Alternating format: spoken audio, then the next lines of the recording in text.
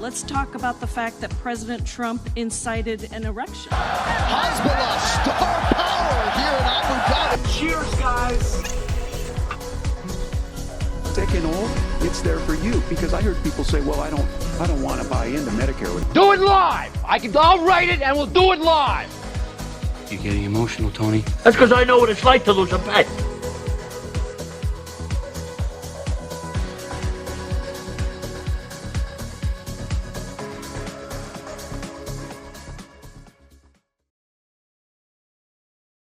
Ladies and gentlemen, welcome to Alternative Jargon, episode number 64. How's everyone doing?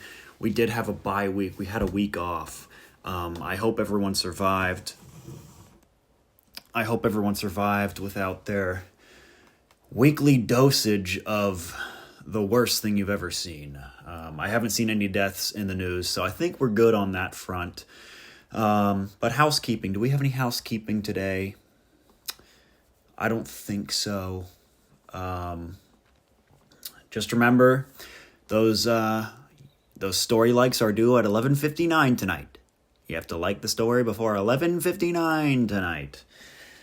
Today we're going to talk all about the Catholic Church. That's the main subject of our episode. We might have a little bit of clickbait stuff at the end, just to include what the current thing is. We always have to include the current thing, which, to be fair, the Catholic Church is kind of the current thing. And the Catholic Church has been the current thing for 2,000 years. Isn't that crazy to think about? But I wanted to dive a little deeper below the surface of the Catholic Church today. The Catholic Church, obviously, it is the church with a capital C. Now, I was raised a Protestant Christian. I never really knew, to be honest, quite fully what a Catholic was until like a couple years ago. I am from Central PA. There's not a lot of Catholics around here. Not a lot at all. Catholics kind of swarm to the coasts in the United States. I feel like the Northeast, pretty heavily Catholic. You got a lot of Italians, you got a lot of Irish, you got a lot of, a higher Hispanic population. Not a lot of Catholics burrow their way into Central PA. I had no idea. I mean, there's churches around me named like St. Patrick's, St. Mary's, St. whatever. Not too many, but, there's a handful. There's a healthy dose. And I was always like, I don't know. That's just a church.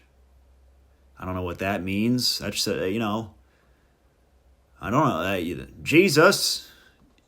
I didn't really know what all of that meant. But a couple years ago, I think I started to figure it out and dive a little deeper and try to discover more about my own religion, the religion I was brought up on. So obviously you have Catholics, you have Protestants, you have WASPs, White, Anglo-Saxon, Protestant, oorah, oorah. I guess I'm technically a WASP. I have some Welsh in my DNA that makes me part Anglo-Saxon. Woohoo! So I guess cheers to that. I don't know. But yeah, I was not really exposed to Catholicism at all growing up. But the Catholic Church, to put it in Gen Z terms, is the main character. The Catholic Church has been the main character in the entire globe pretty much for 1,500 years. I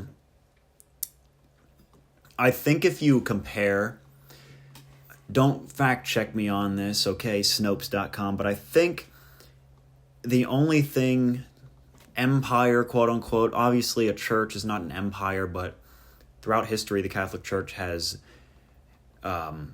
held and maintained an immense amount of power. So I'm going to kind of compare it to that. If you put it in those terms, it is like the second longest empire in the history of the world, I think. The only one I think that lasted longer would be the Egyptian Empire. the pyramids were built like 4,000 years ago. Well, I thought weren't they built in like 3000 BC? Hold on. When were the pyramids built? Between the 26th century BC and the 17th. Yeah. So the pyramids are like, at minimum, 3,500, at most 4,500 years old. To put it in the easiest terms. Now, so that makes the Catholic Church one of the oldest, here's a good term, establishment. The Catholic Church is one of the oldest establishments in the history of this planet that we know of. If the world wasn't ruled by the Tartarian Empire or by giants prior to the World's Fair in Chicago in 1903, then that's the oldest we got. The Catholic Church has aura. The Catholic Church has the most aura, maybe, of anything that we currently know of in our present world. Everything in this world is very young when you compare it to the Catholic Church. Relatively speaking, I mean, the United States of America is like a toddler. The United States of America hasn't even been around for 250 years. We have a lot of old countries in Europe, in Asia, and Africa that have been around for maybe 1,000 years on and off. But I think the Catholic Church is the oldest out of all those. There have been 266 popes. The papacy is about to enter its 267th chapter. And I'm really excited to see who it is. Whenever Pope Francis got elected, whenever he won the swing states in Italy or however that works, I was like 10 or 11. And so, like I said, growing up, I was not exposed to Catholicism like at all in Central PA. So I wasn't exposed to that at all. And I read the headline in between COD Ghost games, and I said, oh, look, there's a new guy in white robes. I think a year ago, though, I watched The Two Popes. Really good movie. A really heartfelt movie. Ricky Gervais made, a pedophile joke about it at the Golden Globes in 2020, shortly before the pandemic. And, that's how I knew that movie existed. And I watched it. It was really good. It was about Pope Francis and what was the Pope before him? Gosh, I didn't prepare enough, guys. Pope 265. Benedict 16. Yeah. And really good movie. Was it Malcolm McDowell that played him, or am I tripping? I'm probably complete. Anthony Hopkins, not Malcolm McDowell. Yeah, it was Silence of the Lambs guy that played Benedict 16. But that's another thing. The Catholic Church, you get a gamer tag if you become Pope. That is so cool, and that adds to the aura of the Catholic Church. I mean, imagine if you got a job promotion and you were allowed to make everyone call you a new name at work and around the world. Okay, I get a promotion from digital marketing specialist to marketing supervisor, and I go, you know what? Don't call me David. To you, it's Dave. Call me Dave. Call me Caitlin. Okay, I'd be on the cover of Vogue in like a week. That's such a power move. That's just awesome. It's like if you sign let's say you entered the NBA draft, you're a second rounder, and then in a couple years, you're the 6th man of the year. And then a couple years after that, you're starting, but you're still just a role player. And a couple years after that, you're 6 years into your NBA career, and now you have been working your butt off, and you get a max contract extension. You get signed to a 4-year, $150 million deal at small forward. And now, in the contract, you write, you know what? Call me your goddamn majesty. Call me your majesty. That is equivalent to becoming the Pope and going, you know what? It's Francis to you, you son of a bitch. It's Francis, by the way. I'm not Latin American. I'm not from Argentina. It's Francis to you. Now get out of here. Now get out of here. It's so cool. It is so cool. And as far as I know, I don't know. What is the Dalai Lama? I always hear that term thrown around. What is the Dalai Lama? Okay. Well, apparently I don't know how to spell it. I think the Dalai Lama. Yes. So I was about to say that the Pope is like the only religious leader. That's not true, though. The Dalai Lama is the leader of Buddhism, so I was very wrong. And these guys have aura, too. Aura. Florida. So yeah, I've seen pictures of this guy online. So I think people, Buddhists, what do? Do they sit on mountains and do this? I don't know what Buddhists do, but they have aura too. So the Pope is not the only religious leader in the world, but I got to admit, looking at the Dalai Lama's robes, the Pope just has more drip. The Pope has a lot of drip, and he has multiple outfits. Now, I think it's a big thing. Francis chose to just wear the white all the time, but I'm pretty sure the Pope can just decide, like, I'm going out to dinner tonight. Give me your best outfit.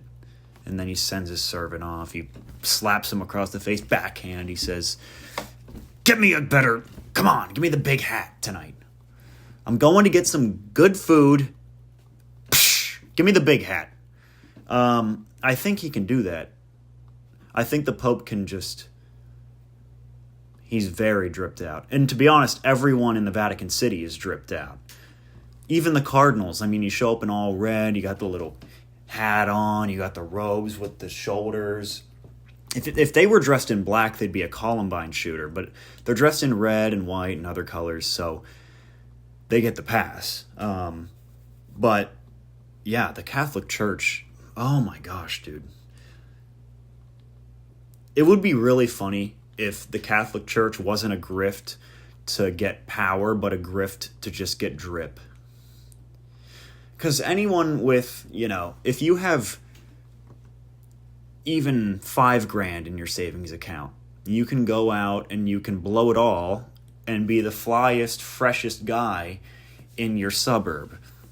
But what you can't do is you can't garner power and become the Pope after 50 years of strong belief and backhand somebody and go, get me the better robes. Pronto, stat. You can't do that with $5,000. I maybe look on Craigslist, see if there's someone who likes that type of treatment. I doubt it, but it would be funny. The Catholic Church, all they do is rape children and put people in their grips. They're just the puppet masters, the Catholic Church. No, these guys just want to backhand somebody and tell them to get them an outfit. Okay, order a pizza in Rome, in the heart of Italy, and go, this is not real Italian pizza. And then, I don't know. I like to imagine that the Catholic Church is run by just Sopranos characters. That is, I know it's not true. It's all a bunch of old guys who have devoted their life to Christ. It's very respectable, but I like to imagine that it's Chrissy Moltisanti walking up, and, Tony's the Pope, obviously. And they're just cussing each other out in the Sistine Chapel, trying to figure out who to elect to the next guy. Okay, Tony got whacked, so now there's a power struggle in the mafia. I mean, the Catholic Church. And God, wouldn't that be that someone should make that a sitcom. That would be really good. I would tune in. They're in the conclave. The smoke was black 3 days in a row. And Polly Walnuts is about to crack. Okay? It's about to be shelled walnuts there in the Sistine Chapel. And everyone, the second day of voting's over. It's black smoke 2 days in a row. And he goes, "Hey, you're talking to the boss here." That was terrible. I really can't do that accent, but I'm just imagining all of the Sopranos characters in robes right now. In papal attire, Vatican attire. But I am so way off topic. This episode is supposed to be about Vatican secrets, the Vatican archives. The Vatican archives today are maybe the closest thing we have to the Library of Alexandria, which burned thousands of years ago. It was one of the ancient wonders of the world. It contained, apparently all of human knowledge up until that point. And it got burned to the ground. It was gone. They didn't save it on a hard drive. They didn't even put it on the freaking cloud. Somebody didn't pay their monthly subscription to Apple that month, and the Library of Alexandria is no more.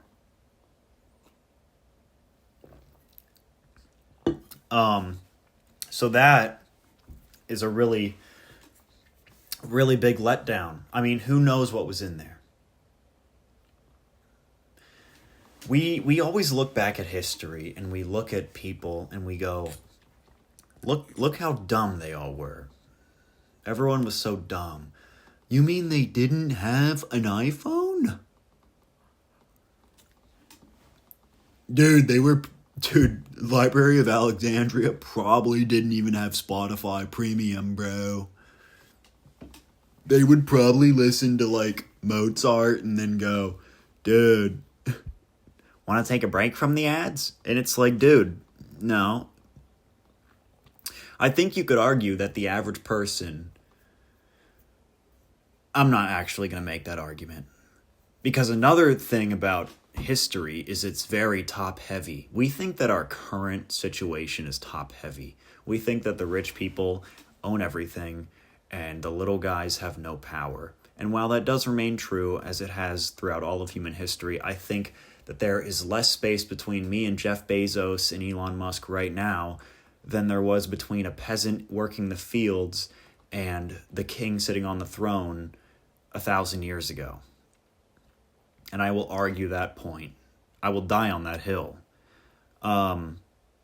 Because think about it. What does Elon Musk do all day? He doesn't work for the government. He doesn't build rockets. He doesn't burrow tunnels through underground LA to save traffic. He sits on Twitter and he calls doctors about getting his botched penis enlargement surgery redone. He's not much different from me and you. I sit on Twitter on my break at work, and I don't do the latter, but I have a job and I have Twitter. And in that way, I'm closer to Elon Musk than a peasant in the field was from the king ever. I have air conditioning, I have Wi-Fi, I have a mode of transportation, I have running water, I have a plumbing system, Wi-Fi, and a source of food.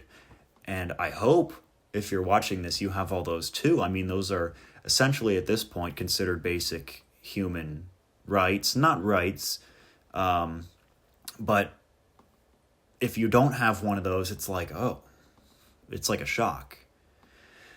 I don't know anyone currently in my personal life that doesn't have any of those. I have friends that are financially set up for life that could probably get a substance abuse problem tomorrow and never have to work ever again anyway. And I have friends that if they miss a paycheck, they're doomed, and they all have that stuff. So my point is, everyone today is living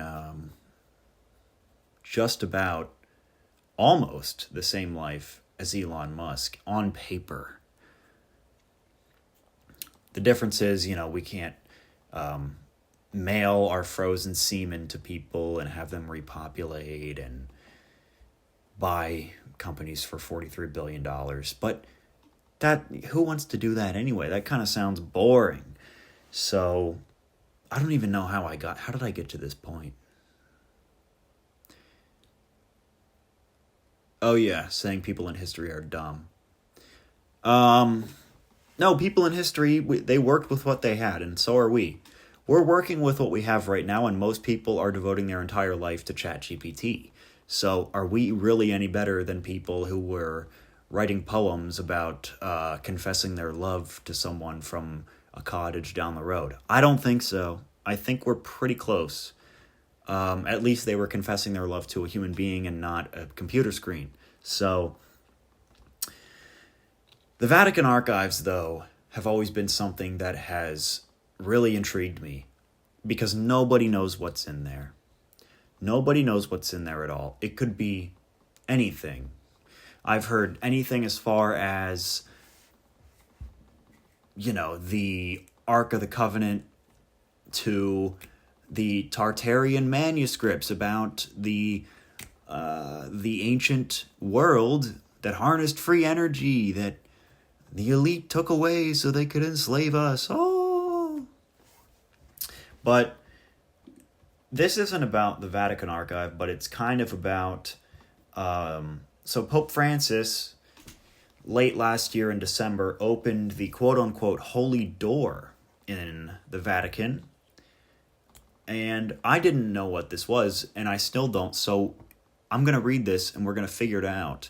And I'm going to pour my thoughts out here about this live. So let's read. Pope Francis opens the Holy Door of St. Peter's Basilica, thereby officially inaugurating the 2025 Jubilee of Hope. He reassures during his Christmas evening Mass that the Christ child of Bethlehem offers the world infinite hope and joy. As Pope Francis opened the Holy Door of St. Peter's Basilica, the evening of 24 December 2024, he ushered in the He ushered in the widely anticipated 2025 Jubilee Year of Hope. Let's scroll down a little bit. The significance of the Holy Door. The Holy Door is deemed holy since it calls all those who enter through it to walk in holiness of life. In the footsteps of the Pope during the singing of the Jubilee hymn, representatives of the entire people of God crossed its threshold as a prelude to the countless pilgrims in hope from every country and language who will visit St. Peter's Basilica and celebrate the mysteries of salvation during the Holy Year. The origin of the custom goes back to Pope Martin V, who, for the extraordinary Jubilee of 1423, opened a holy door to enter the Lateran Basilica. In St. Peter's, it was first used for the Jubilee in 1450. Okay, so this is Vatican News.Vatican, and I don't think they're going to spill any stuff about Tartarians in here. This is very generic, but I saw a lot of people saying, "Oh my gosh, the Pope opened the holy door. Satan is out. He just released Satan." Satan's been out for a while. Take a look around. Satan's here. Satan is making himself at home, folks. He's been here for a while. I don't know how long. Maybe since Eve ate the apple maybe since I started this podcast. I don't know, maybe I opened the door. Maybe alternative jargon was the door to the underworld. You look at what's happening all over the place. A lot of people, they're looking at alternative jargon. They're saying that was the door. He's been here, okay? He's been here, and it looks like he might be staying. I'm just kidding. You can pick and choose whether he's here or not. Who knows? But,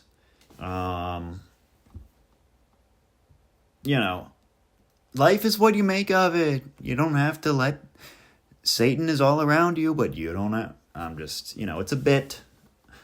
But yeah, I don't know what the deal was with that holy door thing. The footage was great. It looked like it was out of a movie, but it was like a C-SPAN broadcast. I saw it the other day. I didn't actually know this happened until the Pope died. They don't care about the artist till he dies. Okay? Low key, bro. Nobody cared about Juice WRLD till he swallowed them pills. Alright? Ain't nobody care about Pac till he was shot. Nobody cared about Francis till he was gone. I don't know. But, yeah, I didn't know that this happened until the other day, which shocks me because as a white male who owns a Twitter account, what do I see? Just Nazi stuff every day that I don't even follow. And they didn't even mention to me that the Pope released Satan into the world. Elon, work on your algorithm. Work on your algorithm, Elon. I didn't see that. But every one of these accounts that I saw when the Pope died, these basically Hitler stan accounts. You could call them that. It's true. Everything they do. On a nightly basis, these accounts will say, "Who is the most misunderstood person in history? And what would you say to them if you were here? If they were here?" And then there's like 4,000 replies, and all of them are just pictures of Adolf Hitler, and it's like, "I would tell him that the world will someday forgive him. I would tell my favorite Austrian painter that he was so misunderstood, and then I would give him a kiss on the cheek. I would tell Adolf that although I align with his political and governmental leanings, to maybe get a new haircut. Maybe a new haircut would have kept him alive." That's like 50% of the accounts on Twitter now. Is like literally Hitler jerk-off accounts. And all of these accounts were like, "Whoa! The Pope died! The Pope died!" Like I said, I can't... I don't know much about the Catholic Church still. I think I know how it works pretty much in and out at this point, but I didn't grow up with it, so there is a facet of familiarity that I still am not probably seeing, only knowing about it for a few years and kind of learning about it for a few years. But the only thing I've seen people rip this Pope on, Pope Francis, is that like he was like, "Oh, if you're gay, you shouldn't die," and everyone's like, "What the hell are you talking about? Send him to the pits." And it's like, dude, come on. I don't know.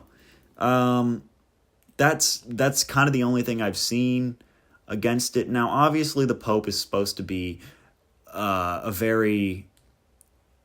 I don't know. The Pope is supposed to uphold everything. He's the Pope. He's sort of the earthly leader of the Christian faith, whatever. And I understand that, but it's also like, I get that, but You can't just... I don't know.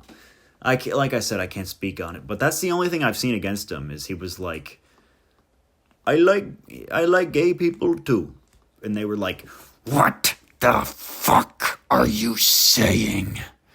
What are you saying? And it's like, okay. But that's kind of all I've seen from Nazi Twitter. And I hate saying that, because saying Nazi Twitter makes me sound like I work at Huffington Post or CNN or BuzzFeed and I write op-eds about why white men should be killed.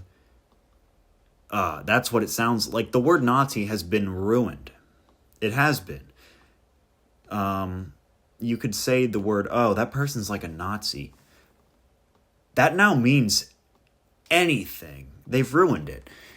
They took a term that actually held power behind it, that went, yeah, maybe that wasn't all right. And now it just means anything. But I hate saying that word now, because that's why. But when I say Nazi Twitter, I mean literally Nazi Twitter. People that have like the rising sun as their profile picture in front of a cartoon frog with an SS hat on. That's what I'm literally talking about. Yeah. Jordan Peterson has been catching heat from Nazi Twitter, Republican Twitter, whatever you want to call it, these past few days as well.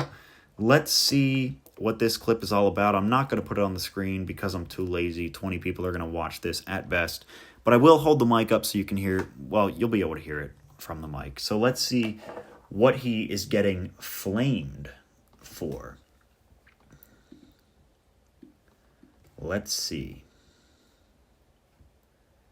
I think that virtualization has enabled the psychopaths. Without a doubt. Yeah, well, without a doubt. That's a terrible thing, because the psychopathic types, they're always the death of everything. Like, I'm seeing this come up on the right now. So imagine this. I've been working. I agree. And I said that in an episode after Trump got elected. I think any party the people that have the power, even if you agree with them, you should always kind of oppose. Because those are the people that can actually make something happen. But anyway. On a new theory of political psychopathology, and I like it quite a lot. Is this where the term the woke right comes in? Yeah, well, Lindsay is pointing at that, but he hasn't got the diagnosis exactly right. So it isn't woke. That's not the issue. It's not exactly. I think one what level. they're talking about is like similar types of behavior. He is talking. By the way, Joe Rogan, I saw all this hype about the Dave Smith versus Douglas Murray debate about Israel and Palestine and Ukraine and all that type of modern political climate surrounding that whole thing. And I listened to the whole thing at work because I have a lot of time that I can put headphones in, which I love. It's awesome. And I wanted to just make this comment about Joe Rogan. He went on the podcasts. He had a podcast with Tim Dillon a few days ago. And Tim Dillon is my favorite comedian, one of my favorite people of all time. But Joe Rogan on that podcast was making fun of Douglas Murray, going, have you been there? But have you been there? Making fun of Douglas Murray. And I see both sides of that argument, but it's not a good look for Rogan to be saying that. I mean, why would anyone have a debate on your show ever again if when you try to stand up for your point, a few days later it gets shit on publicly in front of millions of people by the people or by the person that all the fans worship? And I saw some people making that point on Twitter, and they were getting ratioed for it. And it's like, okay, Joe Rogan does interviews a few times a week, tens of hours a week he spends interviewing people. And it's like, yeah, I get that, obviously he's going to inject some personal bias into that interview. That it's impossible for a person not to do that, no matter what side of whatever they're on. But I think that was a pretty bad look, because he was just supposed to be kind of moderating that thing. But anyway, back to this. Sorry to get off topic again. No, but what he's point. Woke just lets you clarify in your head. Oh, it's like that. Yeah, but the problem is it's like Antifa. Yeah, absolutely. But the problem is that argument is predicated on the claim that the ideas are the problem, like the woke ideas, for example, on the right or the left. But that's not the problem. The problem is that 4 to 5% of the population, something like that, is cluster B, that's the DSM-5 terms, histrionic, narcissistic, antisocial, psychopath. 4 to 5% of the population is not overweight. Or they have dark tetrad traits. They're Machiavellian. They're sadistic. That's about 4%. Okay, so the question is, how do these people maneuver? And the answer is they go to where the power is, and they adopt those ideas, and they put themselves even on the forefront of that. Right. But the ideas are completely irrelevant. Right. All they're doing is they're the Pharisees. They're the modern version of the Pharisees. They're the people who use God's name in vain, right? As they proclaim moral virtue. Yes. Doesn't matter whether it's right or left or Christian or Jewish or Islam. They invade the idea space, and then they use those ideas as false weapons to advance their narcissistic advantage. You know, I actually have to agree with Jordan Peterson here. I remember watching Jordan Peterson videos in like 2017, 2018. And I was like, this guy's a genius. Look at him roasting these college kids. And then I think for a little while he did turn into one of those like right-wing grifters. Maybe the thing is that the term right-wing grifter did not have a lot of traction, I think, until Trump won. Because before Elon bought Twitter, maybe that's a better thing to say. Because before Elon bought Twitter, to be a right-wing grifter was not like a very profitable move. There were maybe a handful of them. Now there's a million of them. And so I think to call Jordan Peterson a right-wing grifter before that time is unfair. Because if you wanted to, get a pension and a retirement fund and work for the DNC forever, all you had to repeat was whatever was in the news. And all the people kind of speaking against that were kind of, not allowed to talk. But now there's a million right-wing grifters. And it actually is refreshing to see Jordan Peterson say this and kind of come out against a lot of the right-wing people right now, because he is right. And I agree with him. Yes. And so then you have the problem, and the right's going to face this more and more, particularly because the left had to face it when they were in powers. Yes. How do you identify the psychopathic parasites, 4% of the population, who are clothed in your clothing and waving your flags, but who are only in it for narcissistic benefit? Yeah, that's the clip. So, yeah, and so basically, to sum this clip up, Jordan Peterson was like, yeah, there are people in the right wing right now that are narcissistic, power-hungry people that are trying to make a quick dash at some power, claim it while they can, and use religious figures and symbols and theologies in vain to gain power. And then all these people on Twitter were like, Jordan Peterson is like a cock, dude. Jordan Peterson is like low-key lame. No one ever cared about him before this. And like a week ago, they were like quote tweeting Jordan Peterson like, so based. Dude, you're so based. I've never seen a red pill this big. Biggest red pill. And now they all hate him. And that kind of proves his point.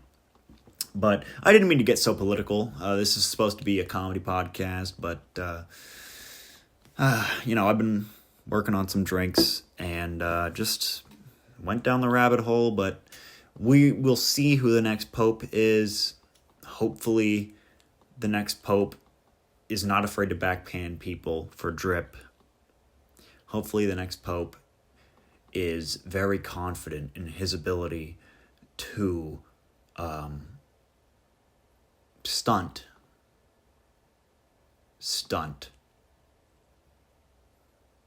Hopefully the next pope is a guy who is not afraid to like low-key put on some drip in front of Twin. So we'll see about that, but thank you so much for listening. Thank you so much for watching. Have a great day. Have a great week. See you later. Bye.